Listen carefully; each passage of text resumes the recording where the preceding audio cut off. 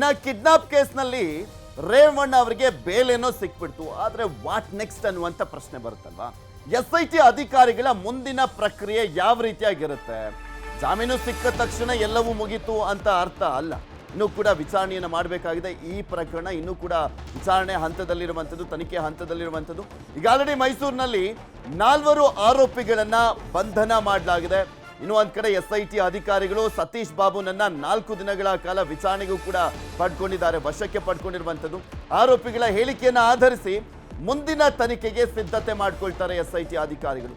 ಸಂತ್ರಸ್ತೆ ಹೇಳಿಕೆ ಪರಿಶೀಲನೆಯನ್ನ ಮಾಡಲಿದ್ದಾರೆ SIT ಅಧಿಕಾರಿಗಳು. ಒಂದು ವಿಡಿಯೋ ವೈರಲ್ ಆಗ್ತಾ ಇದೆಯಲ್ಲ, ರೇವಣ್ಣ, ಭವಾನಿ, ಪ್ರಜ್ವಲ್ ರೇವಣ್ಣ ಇವರ್ಯಾರು ಕೂಡ ನನಗೆ ಯಾವುದೇ ರೀತಿಯಾದಂಥ ತೊಂದರೆ ಕೊಟ್ಟಿಲ್ಲ ಅಂತ ಕೊಟ್ಟಿರುವಂಥ ಒಂದು ಸ್ಟೇಟ್ಮೆಂಟ್ ಇದೆಯಲ್ಲ, SIT ಅಧಿಕಾರಿಗಳು ಪಡ್ಕೊಂಡಿರುವಂಥ ಸ್ಟೇಟ್ಮೆಂಟ್ಗೂ ವೈರಲ್ ಆಗ್ತಾ ಇರುವಂಥ ಸ್ಟೇಟ್ಮೆಂಟ್ಗೂ ತದ್ವಿರುದ್ಧವಾಗಿದೆ. ಅದ್ರ ಬಗ್ಗೆನೂ ಕೂಡ ತನಿಖೆಯನ್ನ ಮಾಡಲಿದ್ದಾರೆ SIT ಅಧಿಕಾರಿಗಳು.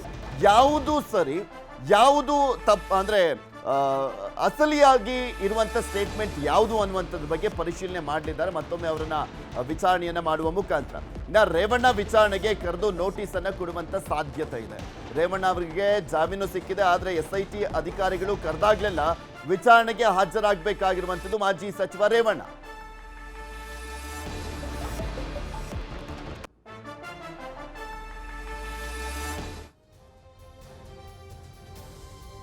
ಕಿಡ್ನಾಪ್ ಕೇಸ್ಗೆ ಸಂಬಂಧಪಟ್ಟಂತೆ ಈಗ ಆಲ್ರೆಡಿ ಟೋಟಲ್ ಆಗಿ ರೇವಣ್ಣ ಅವರನ್ನ ಹೊರತುಪಡಿಸಿ ಇನ್ನೂ 4 ಬಂಧನ ಆಗಿದೆ. ಸತೀಶ್ ಬಾಬುನನ್ನ ಈಗ ಆಲ್ರೆಡಿ ಅಧಿಕಾರಿಗಳು, SIT ಅಧಿಕಾರಿಗಳು 4 ದಿನಗಳ ಕಾಲ ಕಸ್ಟಡಿಗೆ ಪಡ್ಕೊಂಡು ವಿಚಾರಣೆಯನ್ನ ಕೂಡ ಮಾಡಲಿರುವಂಥದ್ದು. ಇದರ ಜೊತೆಗೆ ಇನ್ನೂ 3 ಬಂಧನ ಮಾಡಲಾಗಿದೆ. ಆ 3 14 ದಿನಗಳ ಕಾಲ ನ್ಯಾಯಾಂಗ ಬಂಧನಕ್ಕೆ ಒಪ್ಪಿಸಲಾಗಿದೆ. ಇವರ ಸ್ಟೇಟ್ಮೆಂಟ್ ಮೇಲೆ ನೆಕ್ಸ್ಟ್ ತನಿಖೆಯನ್ನ ಮಾಡ್ಕೊಂಡು ಹೋಗ್ತಾರೆ SIT ಅಧಿಕಾರಿಗಳು.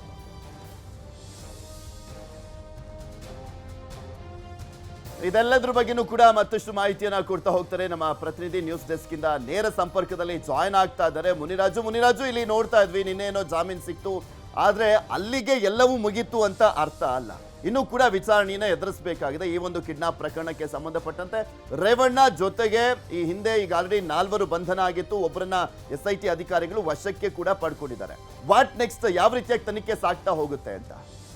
ಪೃಥ್ವಿ, ಈಗಾಗಲೇ ಏನು ರೇವಣ್ಣ ಅವರಿಗೆ ಜಾಮೀನು ಸಿಕ್ಕಿರ್ಬೋದು, ಆದರೆ ಮುಂದೆ ಈ ಒಂದು ಪ್ರಕರಣದಲ್ಲಿ ಅವ್ರಿಗೆ ಇನ್ನೂ ಕೂಡ ಕೆಲವು ವಿಚಾರಣೆ ಮತ್ತು ಸಂಕಷ್ಟ ತಪ್ಪಿದ್ದಲ್ಲ. ಯಾಕಂದರೆ ಈ ಒಂದು ಪ್ರಕರಣದಲ್ಲಿ ಸಂತ್ರಸ್ತೆ ಈಗ ಒಂದು ವಿಡಿಯೋ ಕೂಡ ಒಂದು ವೈರಲ್ ಆಗಿರೋದು. ಆ ಒಂದು ವಿಡಿಯೋ ಯಾವ ಸಂದರ್ಭದಲ್ಲಿ ಅದನ್ನು ರೆಕಾರ್ಡ್ ಮಾಡಿದ್ರು ಮತ್ತು ಯಾವ ಸನ್ನಿವೇಶದಲ್ಲಿ ಆ ಮಹಿಳೆ ಆ ಒಂದು ಸ್ಟೇಟ್ಮೆಂಟನ್ನು ಕೊಟ್ಟಿದ್ರು ಅನ್ನೋದ್ರ ಬಗ್ಗೆ ವಿಚಾರಣೆ ಮಾಡಬೇಕಾಗುತ್ತೆ. ಈಗಾಗಲೇ SIT ಅಧಿಕಾರಿಗಳು ಆ ಒಂದು ವಿಡಿಯೋ ಪರಿಶೀಲನೆಗೋಸ್ಕರ ಒಂದು ತಂಡವನ್ನು ನಿಯೋಜನೆ ಮಾಡಿ ಅದ್ರ ಬಗ್ಗೆ ತನಿಖೆಯನ್ನು ಕೂಡ ಕೈಗೊಳ್ತಾ ಇದ್ದಾರೆ. ಈ ಬಗ್ಗೆ ನಿನ್ನೆ SIT ಪರ ವಕೀಲರು ಕೂಡ ಒಂದು ಕೋರ್ಟ್ನಲ್ಲಿ ಇದೇ ಒಂದು ಅಂಶವನ್ನು ಉಲ್ಲೇಖ ಮಾಡಿದ್ರು. ಯಾಕಂದ್ರೆ ಆ ಒಂದು ವಿಡಿಯೋ ಕಿಡ್ನಾಪ್ಗೂ ಮುಂಚೆಯೇ ಒಂದು ವಿಡಿಯೋವನ್ನು ರೆಕಾರ್ಡ್ ಮಾಡಿದ್ದಾರೆ ಅನ್ನೋದ್ರ ಬಗ್ಗೆ ಈಗಾಗಲೇ ಮಾಹಿತಿ ಸಿಕ್ಕಿದೆ. ಆದ್ರಿಂದ ಆ ಒಂದು ವಿಡಿಯೋ ಯಾವ ಸಂದರ್ಭದಲ್ಲಿ ಯಾರು ರೆಕಾರ್ಡ್ ಮಾಡಿದ್ರು ಮತ್ತೆ ಯಾವ ಉದ್ದೇಶಕ್ಕೋಸ್ಕರ ರೆಕಾರ್ಡ್ ಮಾಡಿದ್ರು ಅನ್ನೋದ್ರ ಬಗ್ಗೆ ತನಿಖೆಯನ್ನ ಈಗ SIT ಅಧಿಕಾರಿಗಳು ಮಾಡ್ತಾ ಇದ್ದಾರೆ. ಮತ್ತೆ ಇದೇ ಸಂದರ್ಭದಲ್ಲಿ ಮತ್ತೆ ಆ ಸಂತ್ರಸ್ತೆಯನ್ನ ವಿಚಾರಣೆಗೆ ಒಳಪಡಿಸಿ ಮೊದಲು ಕೊಟ್ಟಂತ ವಿಡಿಯೋ ಸ್ಟೇಟ್ಮೆಂಟ್ಗೂ ಮತ್ತೆ ಈಗ ಆಕೆ ಕೊಟ್ಟಿರುವಂತಹ ಸ್ಟೇಟ್ಮೆಂಟ್ಗೂ ನಡುವೆ ಯಾವ ರೀತಿ ವ್ಯತ್ಯಾಸ ಇದೆ, ಮತ್ತೆ ಯಾರಾದ್ರೂ ಬಲವಂತ ಮಾಡಿದ್ರ ಮತ್ತೆ ಬೆದರಿಕೆ ಹಾಕಿದ್ರ ಅನ್ನೋದ್ರ ಬಗ್ಗೆ ತನಿಖೆಯನ್ನು ಮಾಡ್ತಾರೆ. ಮತ್ತೆ ಈ ಒಂದು ಪ್ರಕರಣದಲ್ಲಿ ಕಿಡ್ನಾಪ್ಗೆ ಸಂಬಂಧಪಟ್ಟ ಈಗಾಗಲೇ 4 ಆರೋಪಿಗಳನ್ನ ಈಗಾಗಲೇ SIT ಅಧಿಕಾರಿಗಳು ಬಂಧಿಸಿದ್ದಾರೆ. ಮತ್ತೆ ಸತೀಶ್ ಬಾಬು ಏನು ಕಿಡ್ನಾಪ್ ಮಾಡಿದಂತ ಪ್ರಮುಖ ಆರೋಪಿ ಇದ್ದಾನೆ, ಆತನ ಒಂದು ಸ್ಟೇಟ್ಮೆಂಟ್ ಕೂಡ ಆಗಿದೆ. ಆದ್ರಿಂದ ಈ ಒಂದು 4 ಆರೋಪಿಗಳ ಸ್ಟೇಟ್ಮೆಂಟ್ ನಲ್ಲಿ ಏನಾದ್ರು ರೇವಣ್ಣ ಕಿಡ್ನಾಪ್ ಮಾಡಿದ್ದಾರೆ ಅನ್ನೋದ್ರ ಬಗ್ಗೆ ಉಲ್ಲೇಖ ಆದ್ರೆ, ಅಥವಾ ಆ ಒಂದು ಸಂತ್ರಸ್ತೆ ಏನಾದ್ರು ಮತ್ತೆ SIT ಅಧಿಕಾರಿಗಳ ಮೇಲೆ ರೇವಣ್ಣ ಕಿಡ್ನಾಪ್ ಮಾಡಿಸಿದ್ರು ಅಥವಾ ಕಿರುಕುಳ ಕೊಟ್ಟರು ಅಂತ ಏನಾದ್ರು ಸ್ಟೇಟ್ಮೆಂಟ್ ಅನ್ನು ಕೊಟ್ಟರೆ ಮತ್ತೆ ರೇವಣ್ಣ ಅವರಿಗೆ ಸಂಕಷ್ಟ ಎದುರಾಗುತ್ತೆ. ಈ ಬಗ್ಗೆ ರೇವಣ್ಣ ಅವರಿಗೆ SIT ಅಧಿಕಾರಿಗಳು ನೋಟಿಸ್ ಅನ್ನು ಕೊಟ್ಟು ಮತ್ತೆ ವಿಚಾರಣೆಗೆ ಒಳಪಡಿಸುವಂತ ಸಾಧ್ಯತೆಗಳು ಕೂಡ ಹೆಚ್ಚಾಗಿರುತ್ತದೆ. ಆದ್ರಿಂದ ಈಗ ಆ ಒಂದು ವಿಡಿಯೋಗೆ ಸಂಬಂಧಪಟ್ಟಂತೆ SIT ಅಧಿಕಾರಿಗಳು ಟೆಕ್ನಿಕಲ್ ಆಗಿ ಮತ್ತೆ ಆ ಒಂದು ಸಂತ್ರಸ್ತೆಯ ಒಂದು ಸ್ಟೇಟ್ಮೆಂಟ್ ಅನ್ನ ಪಡ್ಕೊಂಡು ಒಂದು ತನಿಖೆಯನ್ನು ಕೂಡ ಮಾಡ್ತಾ ಇದ್ದಾರೆ. ಬಹುಶಃ ಆಕೆ ಏನಾದ್ರು ಇದ್ರ ಬಗ್ಗೆ ಸ್ಟೇಟ್ಮೆಂಟ್ ಅನ್ನ ಮಾಡಿದ್ರೆ ಆಕೆಯನ್ನ ನ್ಯಾಯಾಧೀಶರ ಮುಂದೆ ಕರ್ಕೊಂಡೋಗಿ 164 ಸ್ಟೇಟ್ಮೆಂಟ್ ಅನ್ನು ಕೂಡ ಒಂದು ರೆಕಾರ್ಡ್ ಮಾಡಿಸುವ ಸಾಧ್ಯತೆಗಳು ಕೂಡ ಹೆಚ್ಚಾಗಿರುತ್ತದೆ.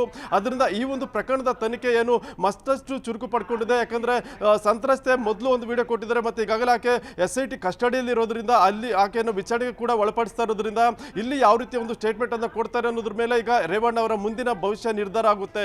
ಪೃಥ್ವಿ.